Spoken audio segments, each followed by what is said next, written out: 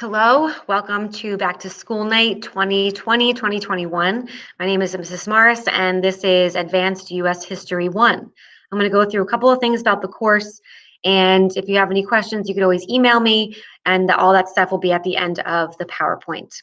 So this is formerly Honors U.S. History. We now call it Advanced U.S. History, and it is the first half of the AP U.S. History course.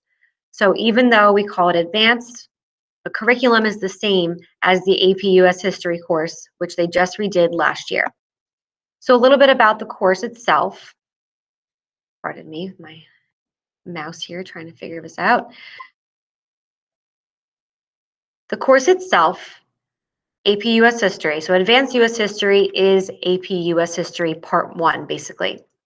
If you're looking at the AP College Board framework, there are 9 units that are on the AP US History test. We are going to cover in this course 5 of those units, Unit 1 through Unit 5. And on the right-hand side, it shows the breakdown of the percentage of the exam that is covered, well, that unit covers. So we're starting already with Unit 1. We go to Unit 5, so basically from 1491 to 1877. Next year, or the year after, depending on if they're in a program, they're going to continue on and they will have Unit 6 through Unit 9. So that will be covered in AP US History next year. The textbook that we are going to use once we meet in person again, hopefully soon, is the American Pageant. The book that they are using right now at home to take notes from and to read is called AMSCO United States History. They have been given a PDF version. It is on the Google Classroom classwork section, and they are going to take notes on those chapters as we go through the first couple of weeks. AMSCO is short, sweet, and to the point. American Pageant is a lot more wordy, but I am giving them notes through PowerPoints on the American Pageant, so they're not losing those first few chapters in being home and being on virtual learning. So every chapter, they're going to be given a list of vocabulary words.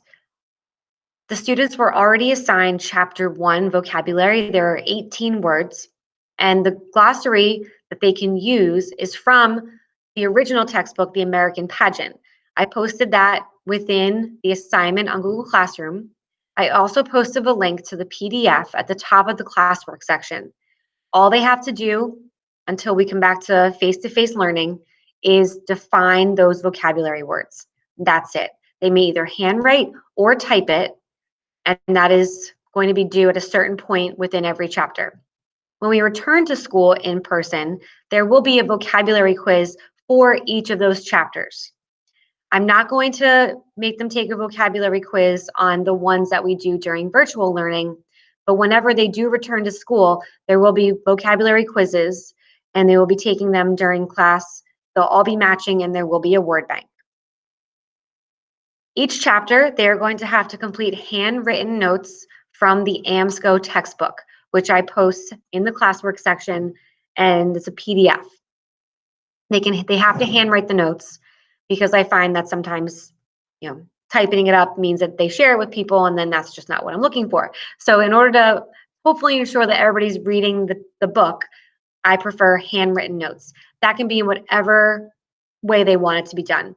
Bulleted, it can be an outline, a formal outline. It's totally up to them. However they feel they learn best, that is their prerogative. Reading check quizzes 1 to 2 times a week on the AMSCO notes that they took to make sure that they are reading. And then a chapter test. Most of the time, it'll be content recall and stimulus-based multiple choice questions, as well as a written portion. For the first couple of tests, I'm going to have them do essays in order to make sure that what they're writing down is actually not just being copied from a website or from another student who has already taken the multiple choice test. So we're going to be kind of reworking some things, but they will be working on the stimulus-based multiple choice questions every chapter. For every unit, they're going to have Albert IO questions, which is an online AP practice website. And I'm signing them up for that website next week. And they're going to be able to access the questions, practice, and it will be counted as an assignment for the marking period. but it won't be counted on the grade they get. It'll be counted for completion because the questions are really tough. I just want them to practice. So that's really the main thing for the Albert. Great practice website, and we'll be using that for every unit. We are going to be focusing on the essay questions that are required for the AP US History exam throughout this year. For the first marking period, we are going to be working on the short answer question, or the SAQ.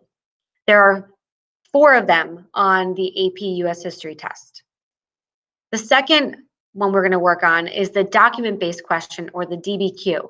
That is going to be for the second and third marking period. That is the most difficult one for the students to master, and I feel that it's important for them to know how to look at a primary source and to analyze it, and to how to use primary sources in historical writing. So we are going to spend a lot of time doing that during the second and third marking period.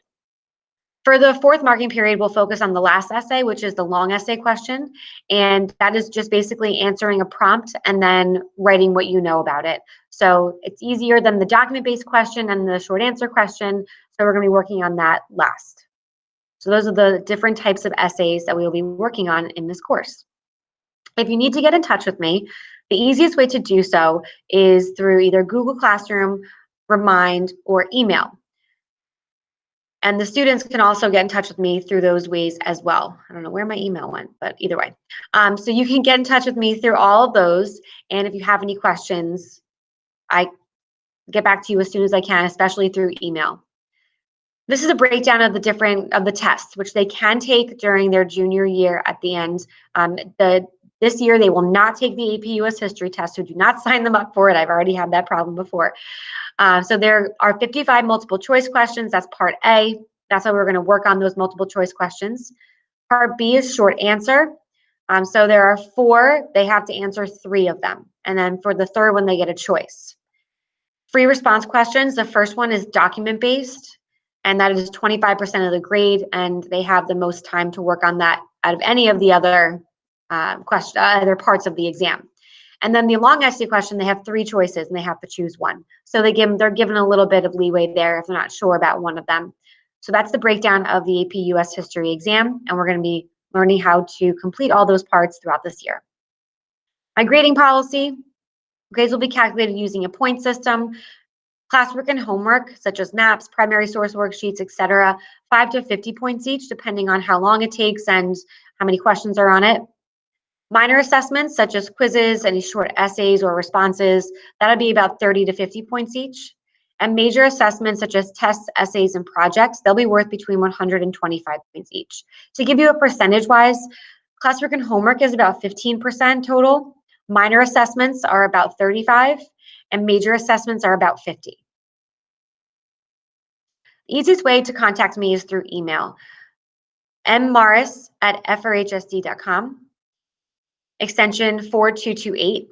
Extra help makeups, there's the lunch or the extra help period through the virtual learning Google Meet, which will be up depending on the day. Or they can contact me if they want to talk to me during a specific day and there is a Google Meet going on. I can always send the link to the students, or if they wanted to meet with me at any other time. So lots of ways to contact me. Students have all been signed up for Remind, and they know how to contact me if they need to. Google Classroom as well. So anytime they need to get in touch with me, there's numerous ways to do that. And I'm pretty good about responding as quickly as possible. I look forward to working with each one of your children throughout this year. I'm excited to finally be back. And if you have any questions, please don't ever feel that you have to hesitate to contact me. I'll answer at any time of the day or night.